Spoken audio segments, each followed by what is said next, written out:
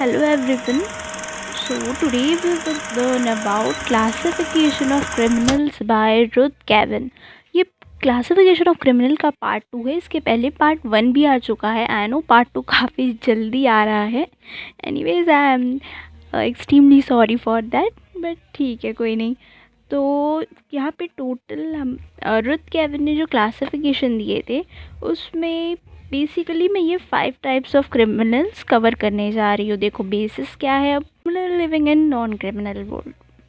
थोड़ा स्ट्रेंज अजीब सा नाम है, but I am gonna explain about you, so don't worry. फिर ऑर्गेनाइज्ड क्रिमिनल, नाम से समझ में आ रहा है. हैबिचुअल भी.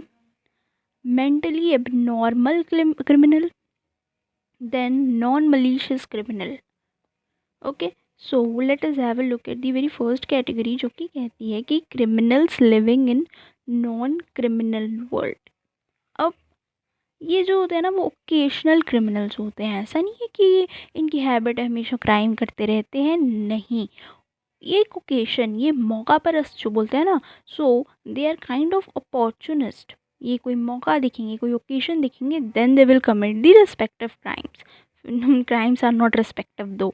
फिर वाइट कॉलर क्रिमिनल्स. ये वाइट कॉलर क्रिमिनल्स, अब देखो वाइट कॉलर क्रिमिनल्स क्या आते हैं, दो हमने पढ़े थे ना types, white collar criminals, blue collar as well. White collar criminals वो होते थे जो हाई प्रोफाइल होते थे. इन पे आप ऐसे उंगली नहीं उठा सकते. ये अपने प्रोफेशन के अंदर रह के ही क्राइम्स कमिट करते थे. जैसे कोई बड़ा अच्छा खासा कंपनी में एमएनसी में काम कर रहा है कोई एक पर्टिकुलर पर्सन, अब वो जो भी डॉक्यूमेंट्स उनके साथ कुछ गड़बड़ी कर देता है, या फिर कोई मनी लॉन्ड्रिंग का केस सामने आता है. जैसे कि हर्षद मेहता वाला केस था ना, स्कैम वाली जो मूवी आई थी, तो उसमें जो क्राइम था जो दिखाया गया, वो एक एग्जाम्पल हो सकता है वाइट कॉलर क्राइम का, है ना. अब कोई बहुत हाई प्रोफाइल क्रिमिनल होता है ये.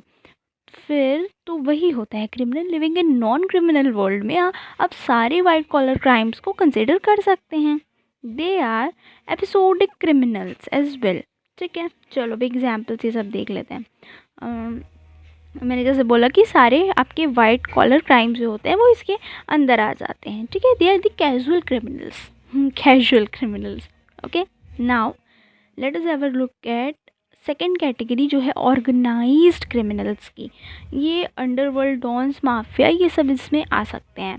अब इनके कुछ कैरेक्टरिस्टिक्स देखते हैं. ऑर्गेनाइज्ड है मतलब कि एक अच्छा खासा ऑर्गेनाइजेशन किसको बोलते हैं, जहाँ पे टीम वर्क चल रहा हो, सर्टेन पैटर्न में चीज़ें की जा रही हो, है ना. तभी तो बोलेंगे ना ऑर्गेनाइजेशन कमेटी, जो स्कूल्स में बिठाई जाती हैं कोई भी फंक्शन होने के समय.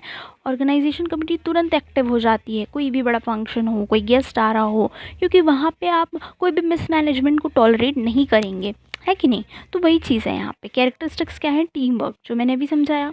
एक पर्टिकुलर प्लानिंग प्लॉटिंग से इन लोग चीज़ें करते हैं. जैसे कि डॉन्स और माफियाज का हमने भी एग्जाम्पल लिया था, है ना. एक पर्टिकुलर प्लानिंग प्लॉटिंग से हर चीज़ वहाँ पे की जाती है. फिर एक हायरार्कल स्ट्रक्चर होता है. कैसा हायरार्कल स्ट्रक्चर, सबसे ऊपर में यहाँ पे एक मेन रहेगा, कोई जो भी इनका डॉन होगा, बॉस होगा वो. उसके नीचे उसका लेफ्ट हैंड, उसका राइट हैंड, है ना. दो लोग उसके अंडर जो आते हैं वो रहेंगे. फिर कुछ वर्कर्स रहेंगे उनके अंदर, छोटे छोटे, जो बाकी चीज़ों को देखेंगे. तो इस तरह से उनका एक पर्टिकुलर हायरार्कल स्ट्रक्चर होता है. वहाँ डिवीजन ऑफ लेबर भी आपको देखने को मिलेगा. Division of labour means work divide कर दिया जाएगा. ठीक है, तुम जैसे कि तुम जा के क्लाइंट्स पिकअप करोगे, जो भी बिजनेस मैन है हमारे साथ ज्वाइन होना चाहते हैं वर्क में, आप उसको पिकअप करेंगे. देन उसके बाद की जो कैटेगरीज होंगी वो ये वर्क को मॉनिटर करेंगी, है ना. और उसके ऊपर की कैटेगरीज ये सारी चीज़ों को देखेंगी कि वर्क मॉनिटर होना है कि नहीं. ये सब ऐसा इस तरह से एक हायरार्कल सेटअप ऑब्जर्व कर सकते हैं हम. फिर एक्टिविटीज़, किस किस टाइप की एक्टिविटीज़ में इन्वॉल्व होते हैं आपके ऑर्गेनाइज क्रिमिनल्स जो होते हैं, वो किस किस टाइप के क्राइम्स में इन्वॉल्व होते हैं. तो नारकोटिक डिस्ट्रीब्यूशन, है ना. ऐसा तो नहीं है कोई रैंडम पर्सन सुबह उठा और नारकोटिक्स कहीं से ला कर डिस्ट्रीब्यूट करने लगा, नहीं. उसके पीछे भी बहुत बड़े बड़े लोग होते हैं, है ना. एक पूरी इनकी गैंग होती है जो कि ऑल टुगेदर वर्क करती है. फिर गैम्बलिंग, बहुत सी जगहों में आपने देखा होगा एक बंद रूम होता है जहाँ पे प्रॉपर गैम्बलिंग कराई जाती है ना. उसको मॉनिटर करने के लिए अलग लोग रहेंगे, खिलाने के लिए अलग रहेगा, कोई डिस्प्यूट्स हुए तो उसको कोई और सॉल्व करेगा. तो गैम्बलिंग हो गई, ये सारी चीज़ें एक पर्टिकुलर रूम में होती है. बैटिंग होती है क्रिकेट मैचेस के समय में, तो ये सब हो गया. फिर इसके बाद प्रोस्टिट्यूशन, इसमें भी जैसे कि अब कई बार तो ऐसा होता है ना, पिम्प्स एंड मैडम्स जो होते हैं, जो इनके हेड होते हैं, जो ये सब चीज़ें कंडक्ट करा रहे होते हैं, वो लोग अपने साथ साथ पुलिस पर्सनल्स को भी मिला के रख लेते हैं, so that people could not raise voice against them. Women trafficking, ये देखो यहाँ ह्यूमन ट्रैफिकिंग का एग्जाम्पल है।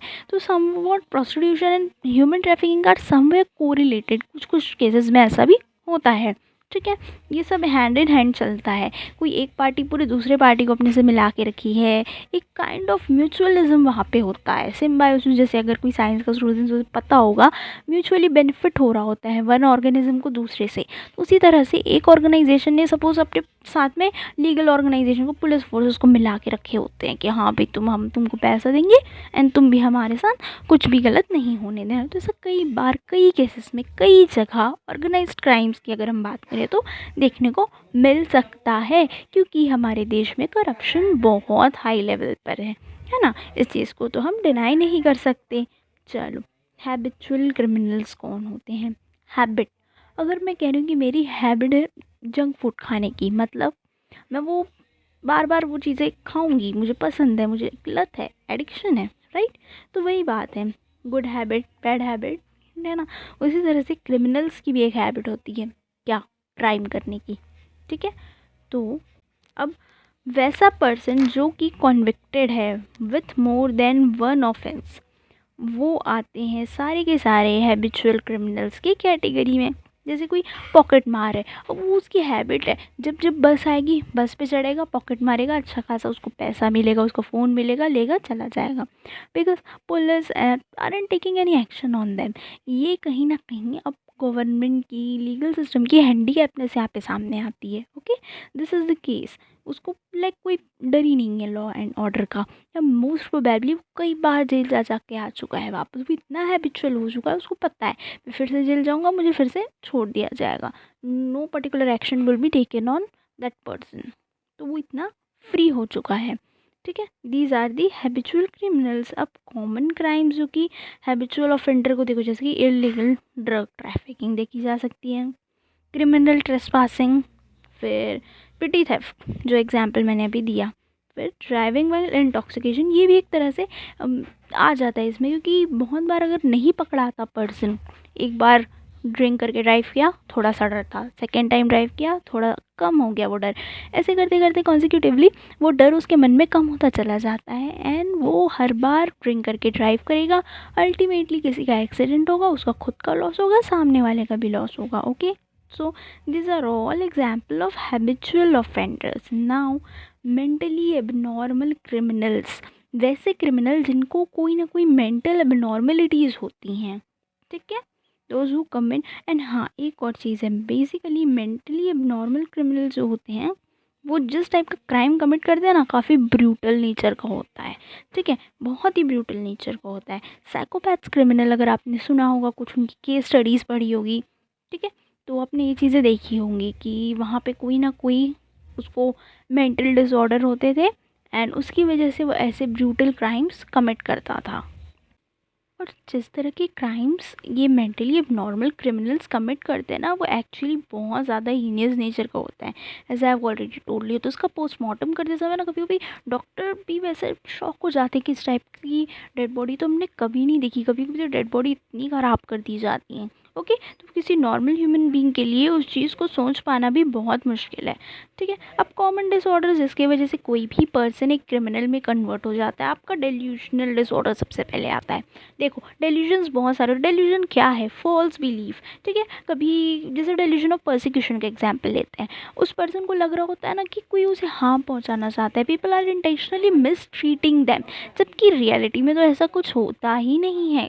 और भी बहुत से डेल्यूजन्स होते हैं, निहिलिस्टिक डेल्यूजन, या फिर डेल्यूजन ऑफ ग्रैंडियोज, पर्सन को लगता है वो बहुत रिच है, या फिर ऐसा डेल्यूजन जिसमें पर्सन को लगता है कि everyone is talking about them, world revolves around them. Okay, such false belief often result in criminal behavior, in criminality. फिर एंटी सोशल पर्सनैलिटी डिसऑर्डर, ये भी एक बहुत प्राइम रीज़न होता है। फिर schizophrenia, most of the patient जिनके अंदर क्रिमिनलिटी दिखी गई है due to some psychological disorder, उसमें से सीजोफेनिया मेन था। सीजोफेनिया में क्या होता है ना पर्सन अपने एक पैरानॉइड शक करना, पैरानॉइड मतलब शक्की बिहेवियर वो शो करने लगता है, वो सस्पिशियस हो जाता है एंड दे डिल्यूजनल हो जाता है वो भी।